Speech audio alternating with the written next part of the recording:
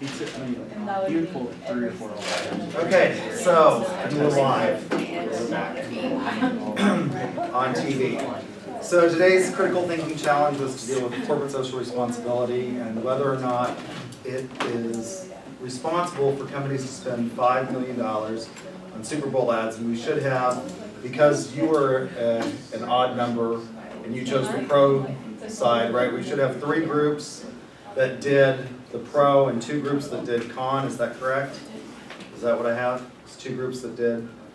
It's not moral to use your money for these kind of social responsibility ads in the Super Bowl. And we've got 3 groups. Everybody picked an ad. All right. So each group can come up and log in. Who wants to go? Which group wants to go first? We can go. Get the computer to come on. Go back to life.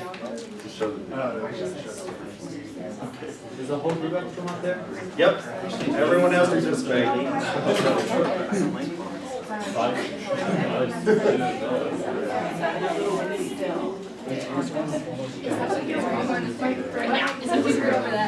but it's awesome, but it's still on my hand, so I just don't want to do that. They're the largest. Yeah, and like, I mean, it comes off, you can like. All right.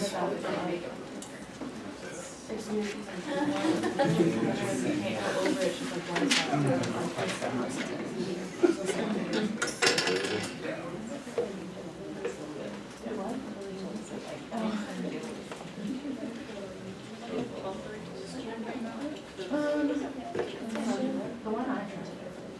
They might have.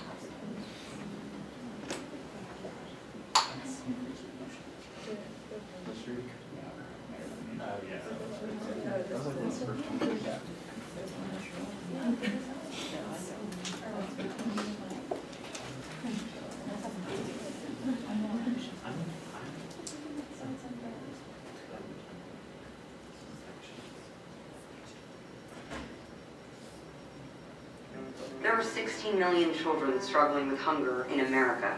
That's 1 in 5 daughters, sons, neighbors, and classmates who don't know where their next meal is coming from. Yet billions of pounds of good food go to waste every year. It's time we do something about it. Feeding America is a nationwide network of food banks that helps provide meals to millions of kids and families in need. Visit feedingamerica.org to help them feed even more. Together we can solve hunger. Together we're feeding America. Alright, so basically that video, our argument is why would they spend a minimum of $5 million? And this did air at which Super Bowl? This one, right? This one, yeah. It aired in the 2016 Yes, Super Bowl? this year. Okay. So they spent a minimum of $5 million asking for donations for Feeding America. Why would they not just use that money and donate and buy like kids in need or whatever food? And then our other argument is there's a lot of other ways to spend your money, basically even for free also, that have been pretty effective. Like I think it was either last Super Bowl or the Super Bowl before, Esurance did that. They did a commercial after the Super Bowl, which is a lot cheaper, and they had that hashtag Esurance Save 30, and they were giving out $1.5 million to a random person who just everybody was tweeting it, and they would just give it out to a random person who tweeted it, which was pretty effective. I mean, everybody was talking about it. It was all over my timeline. And then there was another one, Oreo last year, during the power outage, they maybe we can pull it up, I'll try to find it.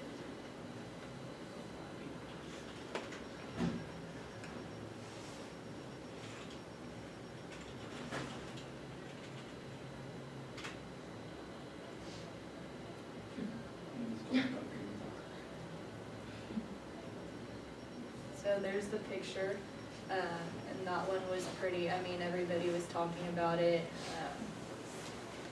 So there's just a lot cheaper ways to advertise for something like that. Also, like in grocery stores or anywhere you check out and they're like, would you like to either round up your dollar or maybe donate $1 to like a certain thing, and I know that always gets me. I'm like, oh, it's like $1, I have to. So Yeah, do you guys have any? Yeah, and also, it said that there was like 115 million, at least last year, watching the Super Bowl. And so them airing that commercial, every single person who watched the Super Bowl would have to donate $22 to make up the $5 million that they spent on the commercial. So it's kind of silly because not every single person who watches it's going to spend $22. So I think that's all. Yeah. All right. Hold on. No. You have to take questions. Does the class have any questions? I have a question. Yes. On the insurance commercial, there were a lot of people hashtagging and tweeting about it, but what did that accomplish? I guess it was, I mean, it got their name out and. It was just advertising for their name. Free they didn't do advertising. any- Yeah, free Okay, advertising, okay. I think, and, I mean, everyone was I talking didn't know about if they were it. like, had a goal in mind, like, save the kids, but. Oh, no, I'm not Okay, sure what okay. exactly It they was just do. advertising for them. Yeah, Okay, so I like the fact that you all figured out what you would have to get an absolute return on your investment. I think that's a really good thing. Do you think that they get more than that, though, off of something like that? That a charity gets more than that? I'm not sure, I mean, it's just, people are watching the Super Bowl, they're drinking a lot, you know, they're like just watching it for entertainment, basically, like who's actually gonna be going right away and donating. I mean, like we said, each person that watched the Super Bowl would have to donate a whole $22 at least to make up the $5 million. So I bet they would that's though, because very, I guarantee you someone rich and famous was watching the Super Bowl that we didn't know about and donated a bunch of money to that organization. That's one of the things with advertising. It's hard to tell what your absolute ROI is. I mean, it's Yeah. hard to track. we couldn't find any like actual numbers or anything from this Super Bowl, so. I like that you did calculate it, though, what you would have to get the return on that. I think that's pretty impressive. Obviously, though, non-for-profits do this during the Super Bowl. And so your argument is not necessarily that a priori that the advertising is bad, it's just that the time that it's being used is maybe not the most efficient utilization of resources. Is that? Yeah. You're not arguing that these companies or these non-for-profits shouldn't advertise, Yeah, but no, that there's they- a more cost-effective way. Yeah, I mean, of like we said, advertising. even after the Super Bowl, a lot of advertisements have been pretty effective and it's a lot cheaper to do it than free tweets. I'm not sure how much it is to do like at checkouts with certain stores, but I mean, like you can do Walmart and just ask, like it'll ask you on the thing, would you like to donate $1? And those, I feel like a lot of people do. Okay, all right, very good. Thank you.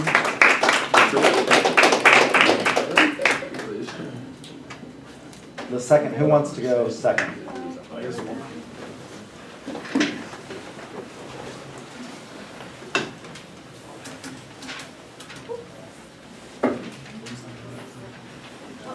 Would you make sure that on my, is my phone up there, would you make sure it says it's recording? Yeah.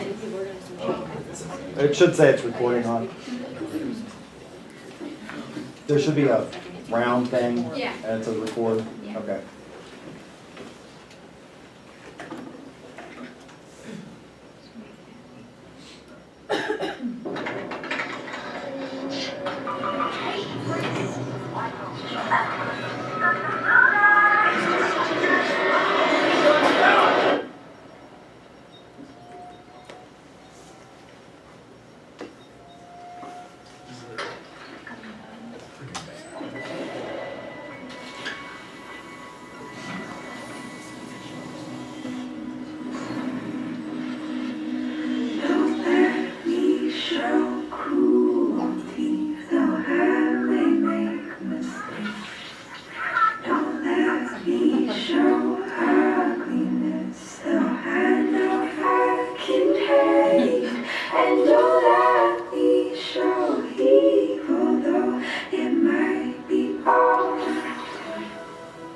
Show me love, show me love, show me love.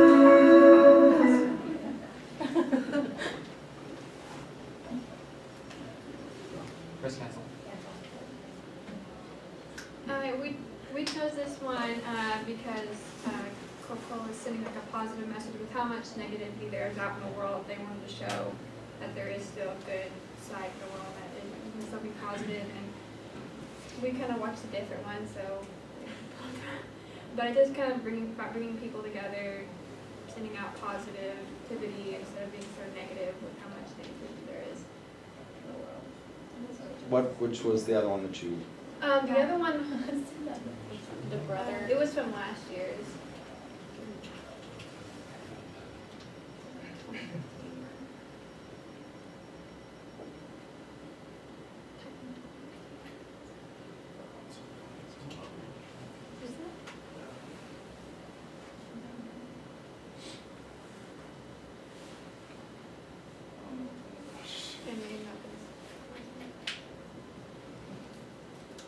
Well, it kind of sends the same message, just, for this one, they were just kind of showing when you're in a bad mood, grab a Coke, or like, you look over, there's Coke, like, telling you to be more positive, like, you can get through it, and everything will be better, and we said that like, Coca-Cola is the largest advertising company for, like, the soda, or even just actually the largest advertising company, and they can afford to do it. They spend, their advertising budget is $3.499 billion a year, which is 6.9% of their total revenue every year, and then, so that's only 1.4% of their total yearly revenue, so, they said that they made a responsible decision because they can afford it.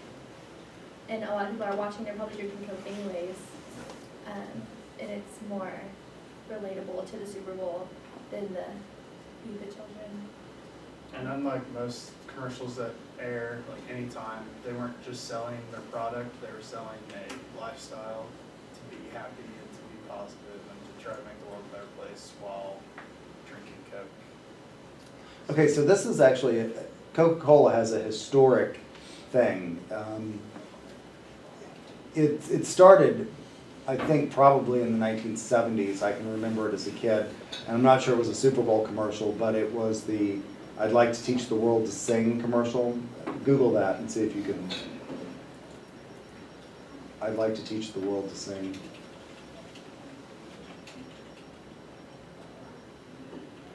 Coca-Cola.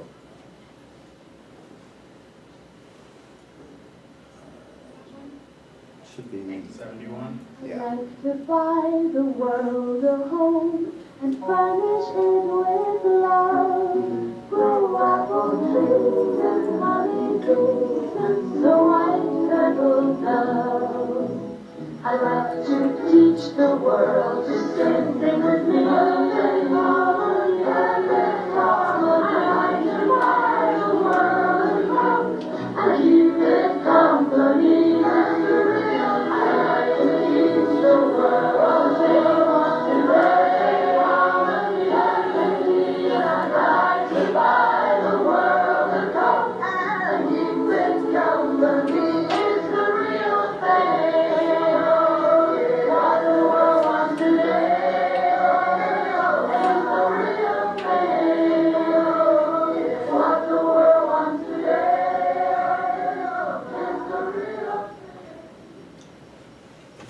Okay, so I think you can see that Coke actually delivers a selling message along with their corporate social responsibility.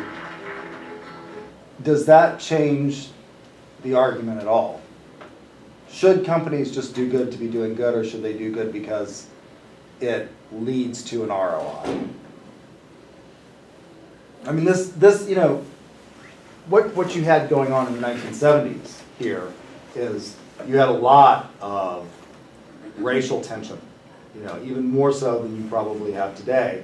And so you see this panorama of, you know, different multicultural expressions and this idea of friendship and happiness, and that if you just buy the world a Coke, it will, or you buy your neighbor a Coke and sit down and share, you know, fellowship with them, but it delivers a selling message for Coke, doesn't it? Yeah. And should companies just do good to do good, or because it increases their ROI? I mean, I think companies should do good to do good, but Coke has the money to be able to do advertisements to send positive messages, unlike some smaller companies that want to have $5 million to just send a positive message. When they spend $5 million, they need to sell their product. I think Coke actually has been more effective at doing this and using it to capitalize on their ROI, because how many people now send, when they find a Coke bottle, they buy it or they pick it up and capture an image of it and send it to their friend with their name on it. I mean, I think it's a very effective method of increasing or maintaining market share. Okay, interesting. Thank you. Do you all have any questions? Any of you? Okay.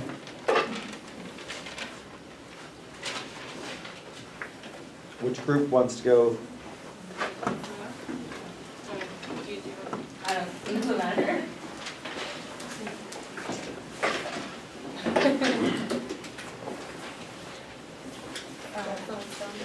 Oh, that's a weird piece.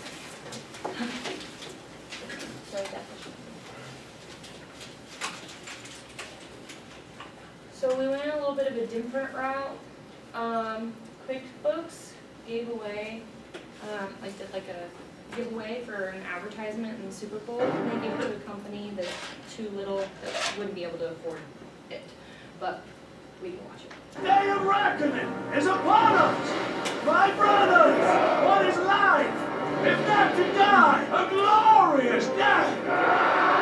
Fear not, but tonight we drink in the halls of Valhalla!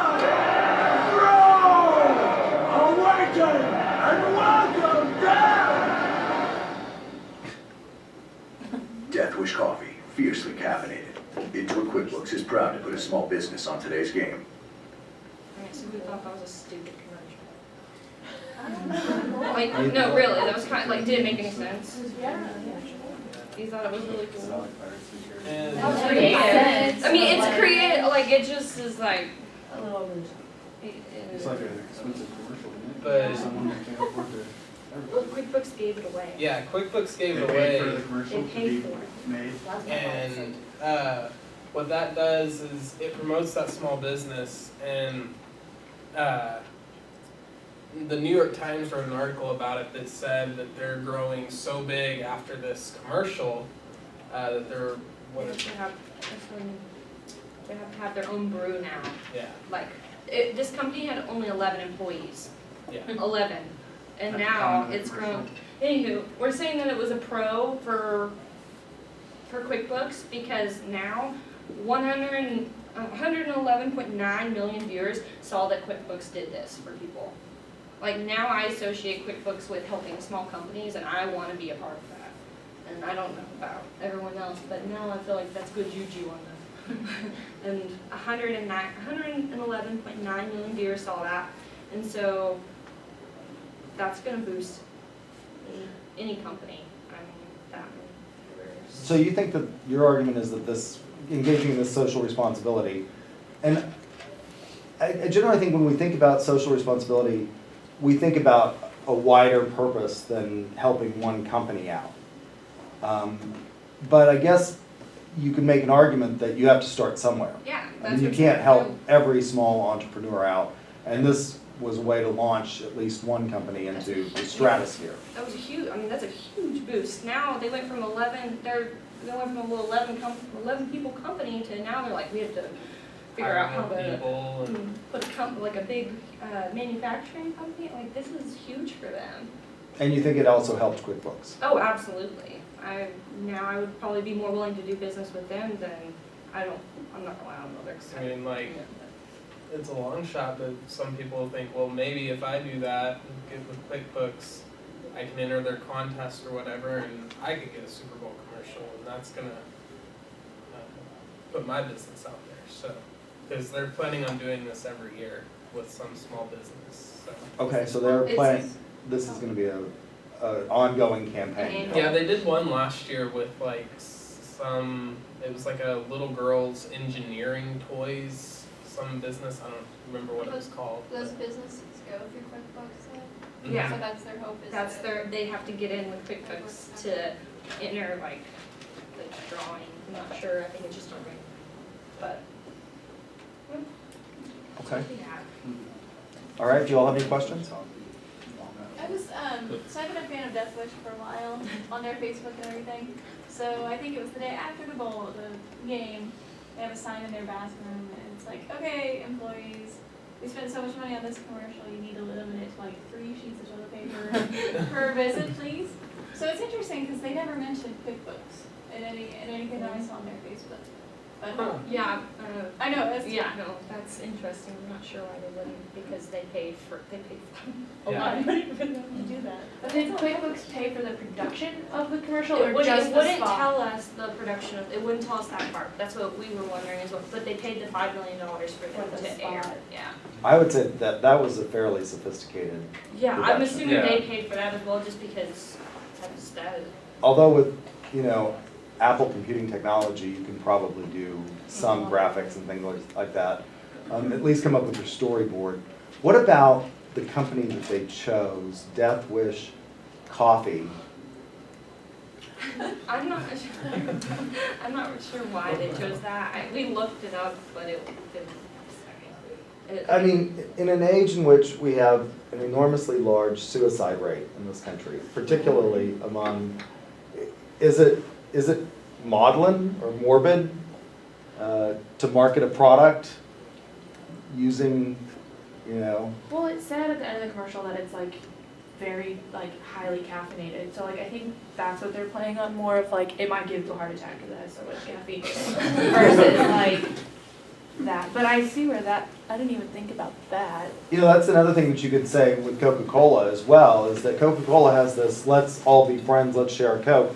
We have an obesity issue in this country, and one of the reasons that we have an obesity issue is largely, if you saw what Coke does to a battery cable, you might not want to be putting it in your body.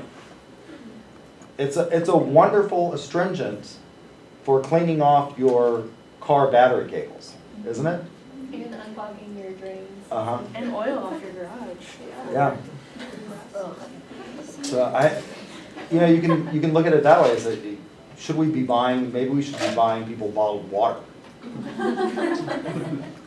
Okay. Sugar water. Instead of sugar water. Yeah. All right. Very good.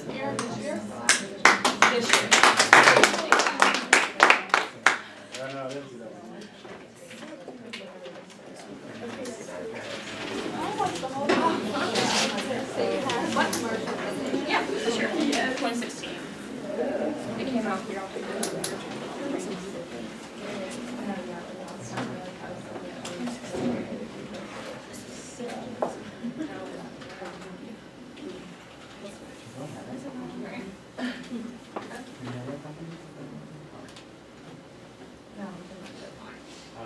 Oh, my beer, lovely.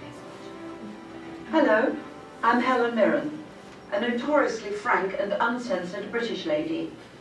The collective, we are dumbfounded that people still drive drunk. So I'll sum it up like this.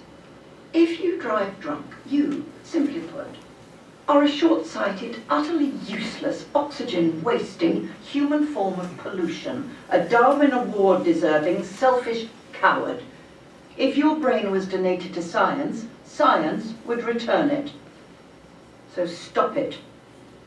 Now the chances are you're a fun, solid, respectable human being. Don't be a pillock. Your friends and family thank you. The friends and family of other drivers thank you. Your future self thanks you. This is supposed to be fun. Cheers. Nice and cold.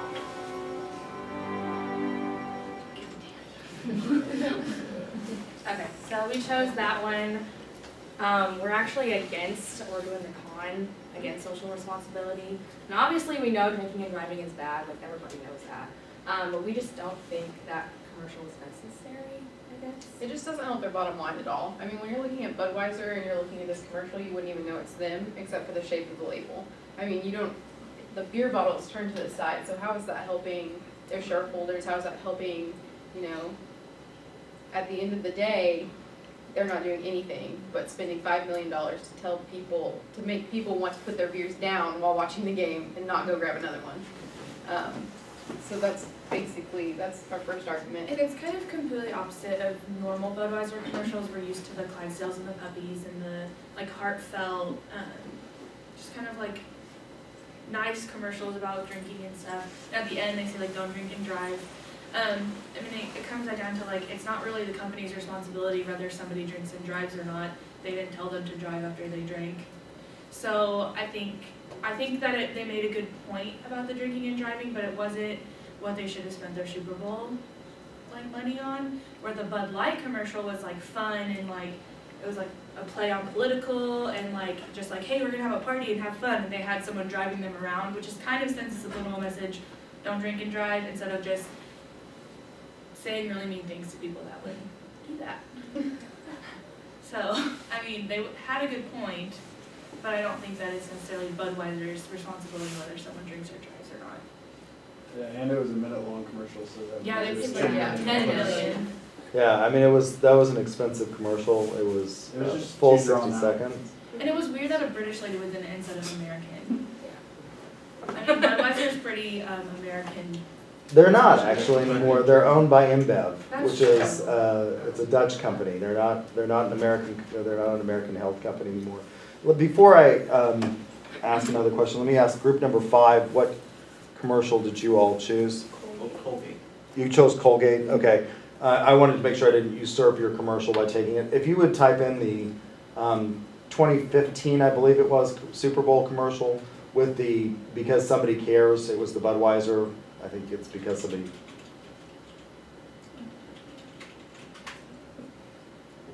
It's the it's the one with the dog. That Is it puppy adoption? it's the one where he goes out drinking and doesn't make it home. Oh. Yeah. But then he comes home later, right? Yeah. I don't.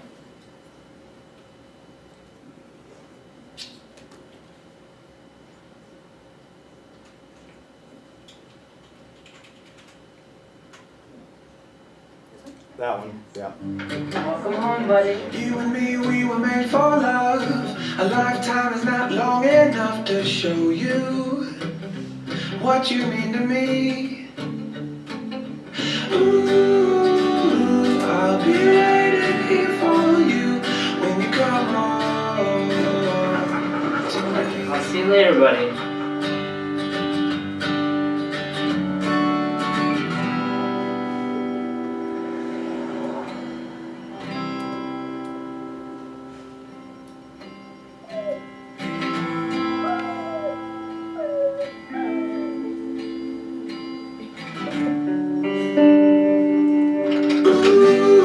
Hey, I'm sorry. I decided I shouldn't drive home last night. I stayed at Dave's. When you come home I'm back. to me. Yeah, I'm back.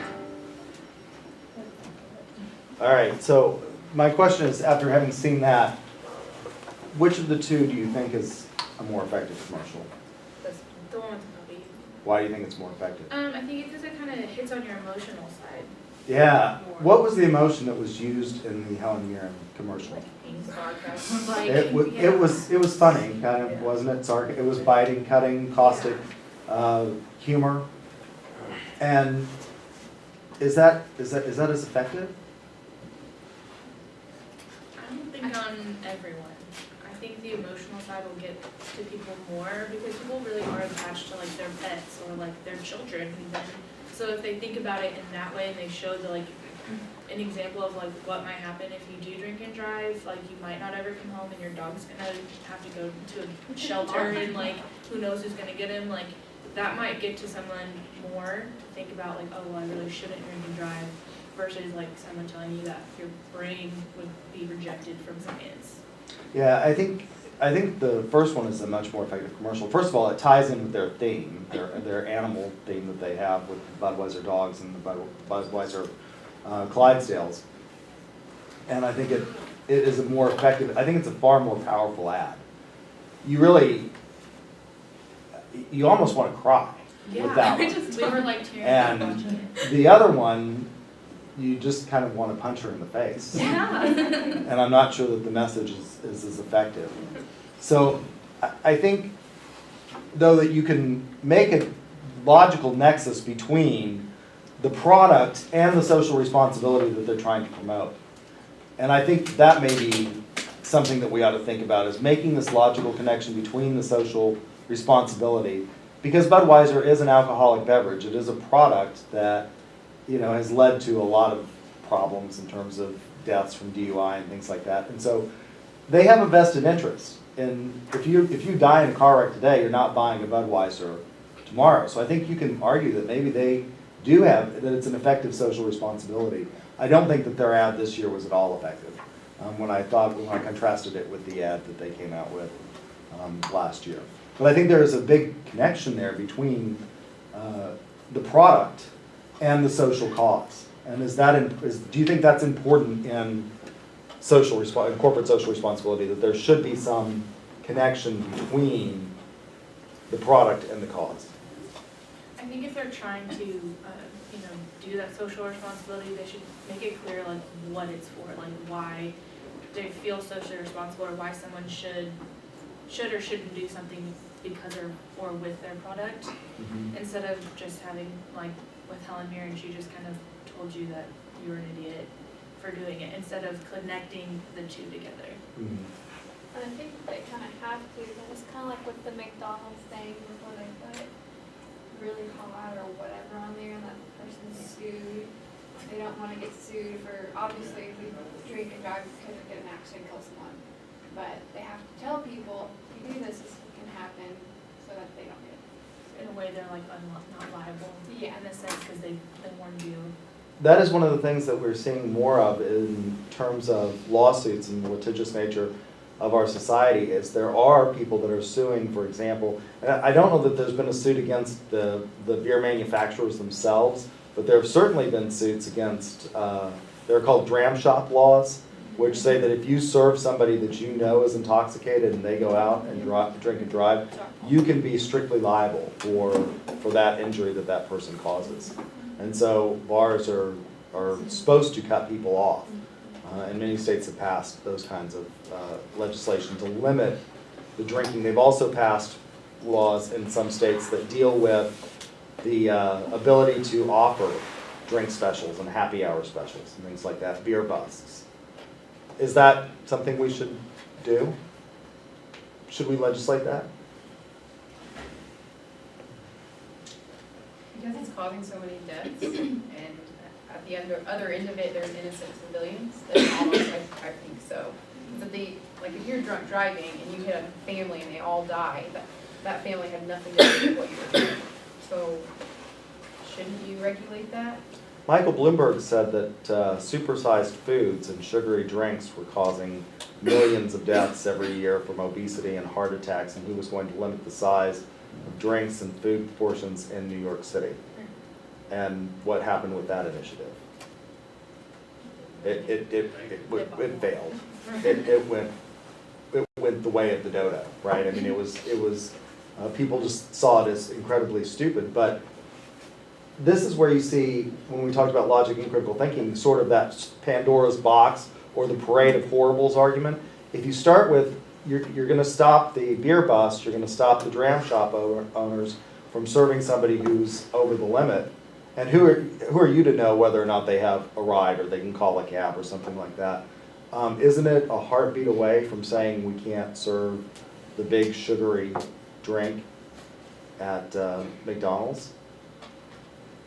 If you're insulin dependent diabetic and you start to have problems as a result of too much sugar intake, couldn't that, that leads to vision problems, couldn't that cause driving accidents? And should we hold Chick-fil-A responsible, Burger King? I think people see it as, well, like the Coke and stuff, like they're doing it, like they're causing this to themselves, like harm to themselves, like we're drinking, I guess, potentially cause harm to someone else. I think that's what people get so upset, like, why are you gonna regulate what I can do myself?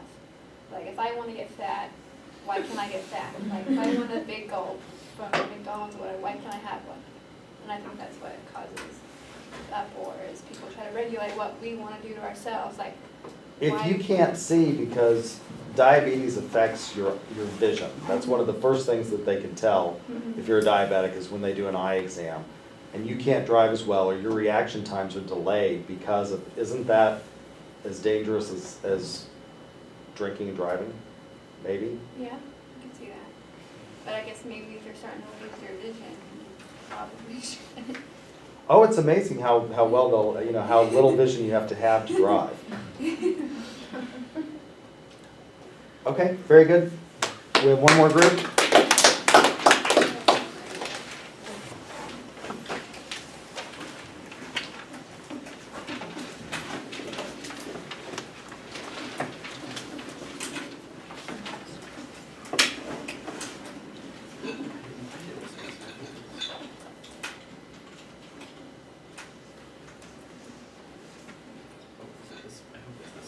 We didn't watch it from here, so. Introducing Vi. It's good for you and somehow still tastes really good. It doesn't make sense. Sort of like marrying a man you met on TV. I love you. I love you too.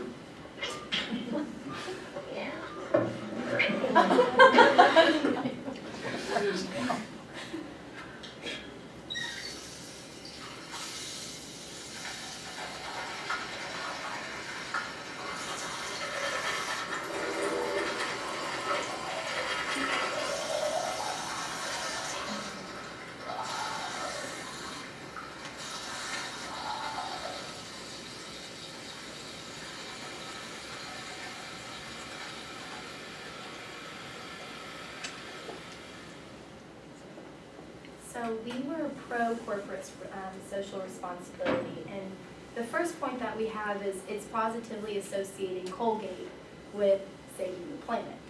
And we all brush our teeth, obviously, so it widens their audience with the emotional appeal that it has on all of us who are watching this ad. And then there is a social construct of a lot of millennials, according to the American Marketing Association, that 66% of millennials associate the products with how much corporate social responsibility the product does, and that they're more likely to respond to a product that has corporate social responsibility. And moreover, it saves the consumer money. If you turn off your faucet, you're saving what they said about 3,000 gallons a year per person. So you're saving money by associating and doing what Colgate is trying to help you do. And so that's another point.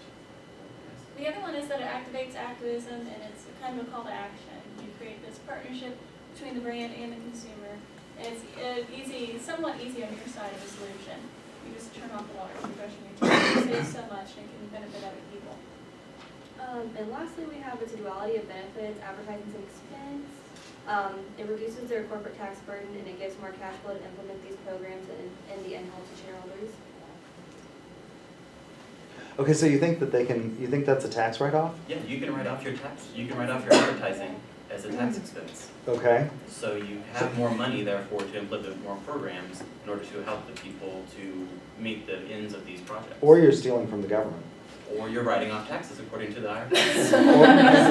or you're stealing from the government, who I don't know, can use the money to engage in wars in Iraq and Afghanistan, or build homes or bridges or repair our infrastructure. Or save gallons of water per person.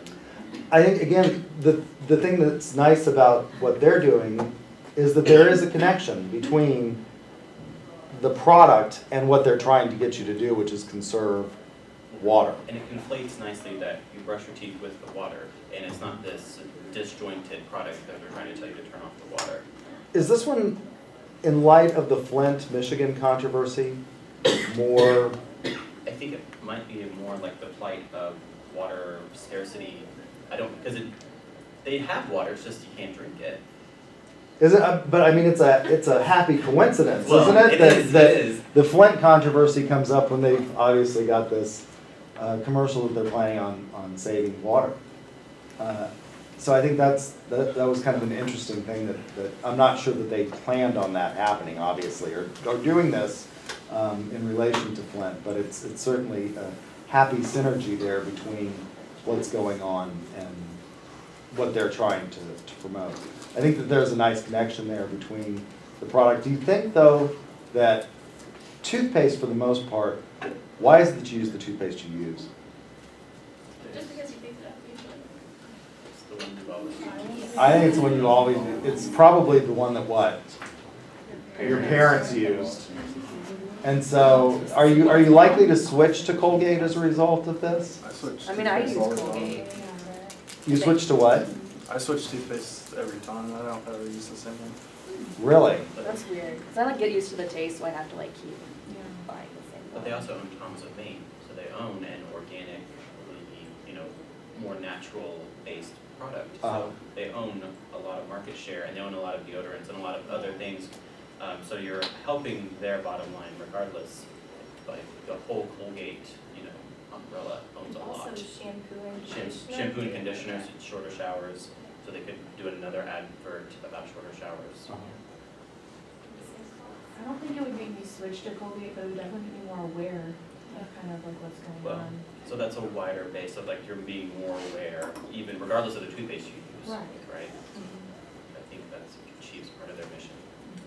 And does it affect Colgate users maybe positively? See the ad and then you go, you know. the I use company- Colgate, I save so much water. Right, the company that's gonna influence me, I don't know. Okay, very good, we'll finish talking about this and we'll finish talking about the ethical theories on Thursday. Let me have your papers for today, for your group. Brandon, did you guys write your name? I didn't.